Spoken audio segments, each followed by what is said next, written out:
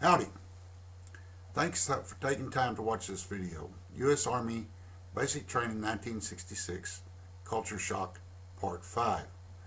Now, when I left off my last video, my platoon had just finished their first experience of going to the chow line and eating in the mess hall at our basic training unit, which was quite an experience. But let's move on. After chow, the senior drill sergeant put us all into formation.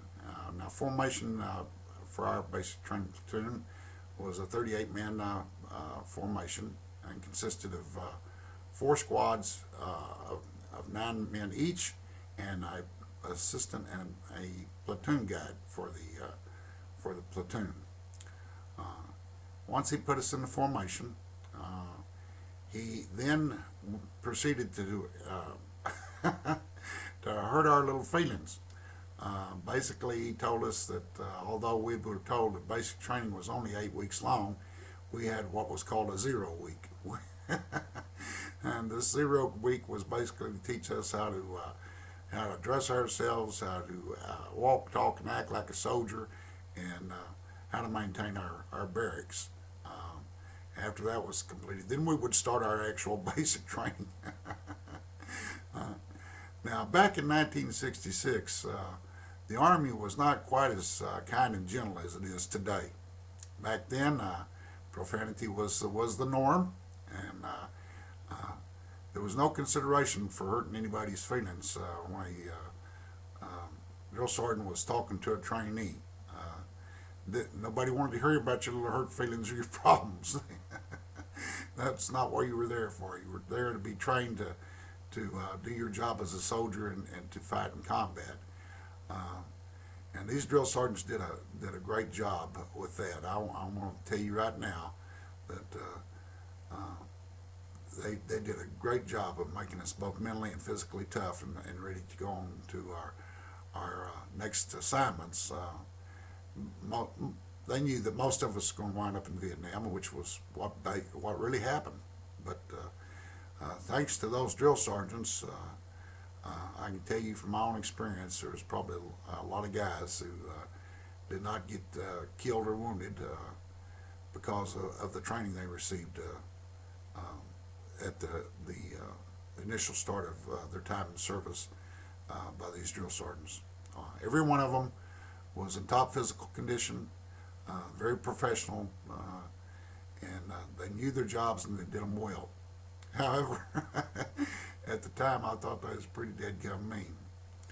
Well, once he informed us that we had a 0 week, he had each drill sergeant get in front of the platoon and basically tell the platoon a little bit about themselves, where they were from, their experience in the military, and that type of stuff.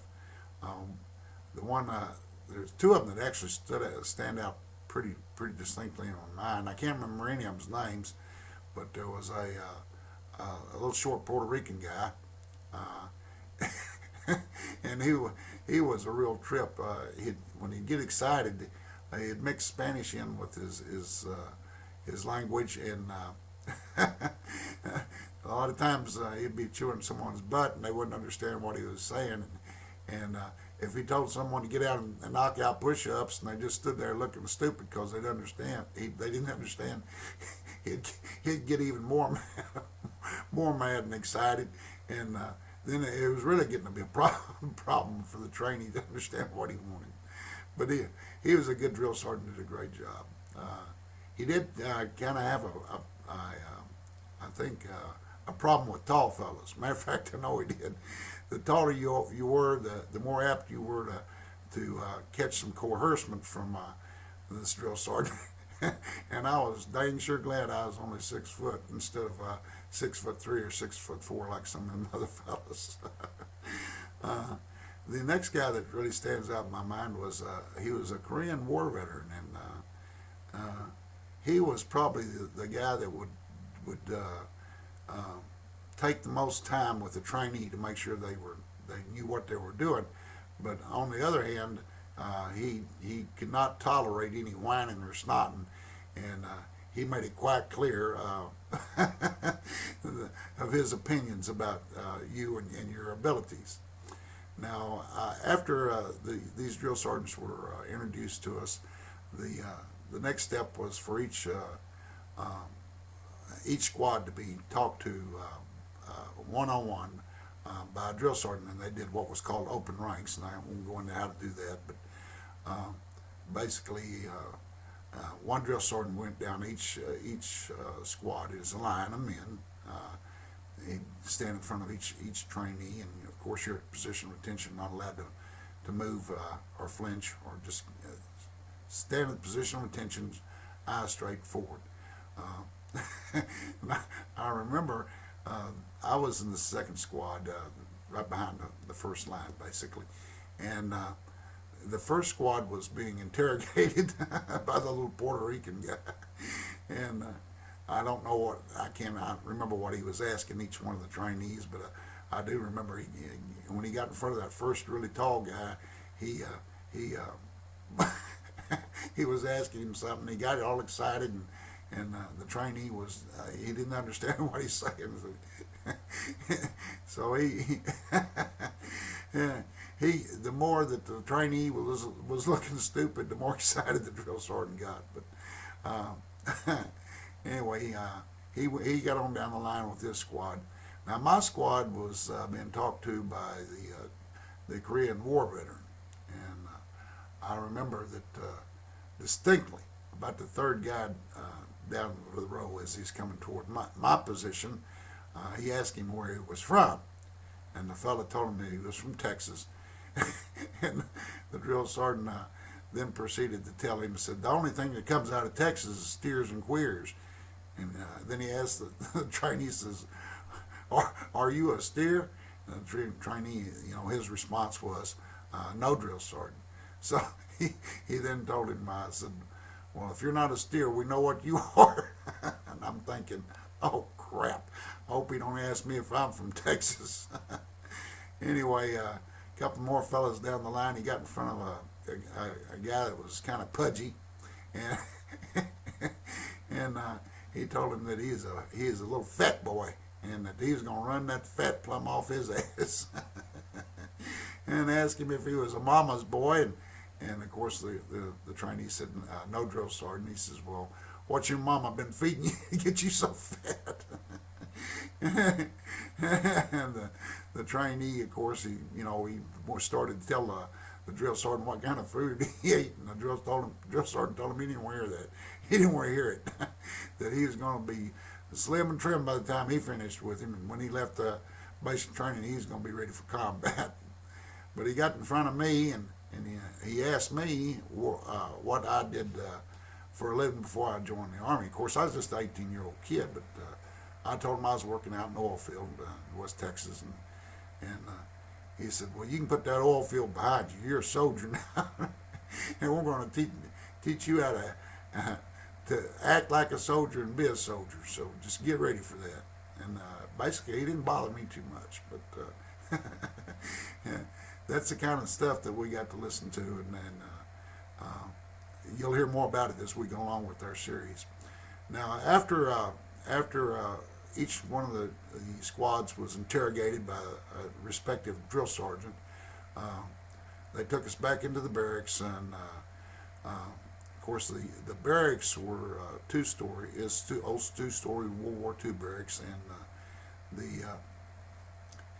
they were open bays. There was no rooms or any of that kind of. Well, correction, the platoon guide and assistant platoon guide, they got a room.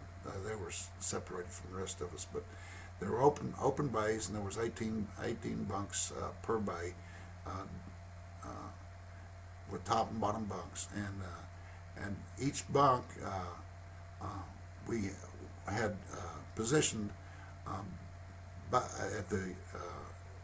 at the top of the bunk was on each side was a wall locker, and at the bottom of the bunk was 2 foot lockers, where the fellas that lived or slept on those bunks would store their clothing and their military items. Now, the drill sergeants then had to show us how to set our foot lockers and wall lockers up with our gear. everything had to be exactly the same. Now, of course, that wasn't a problem because we didn't have anything civilian. Everything we owned was military issue or things we were required to buy from the PX for our toilet articles and things. But the foot lockers were about 3 foot long and about 1.5 feet deep, and they had a tray at the top that you could take in and out of the foot locker, and then below was storage space, and that's basically where your underwear, your socks, your long johns, and all that type of stuff was stored. And the tray, it was sectioned, divided into 2 parts, and that's where you stored your shaving articles, your soap, your shoe shine equipment, and all that kind of stuff.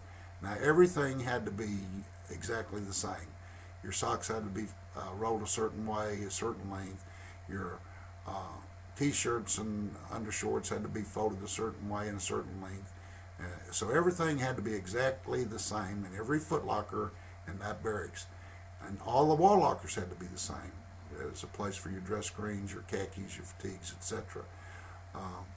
Anyway, after the drill sergeants showed us how to set up our foot lockers and wall lockers, they then left us under the control of our newfound platoon guide and assistant platoon guide and squad leaders to make sure all those foot lockers and wall lockers were set up before we went to sign.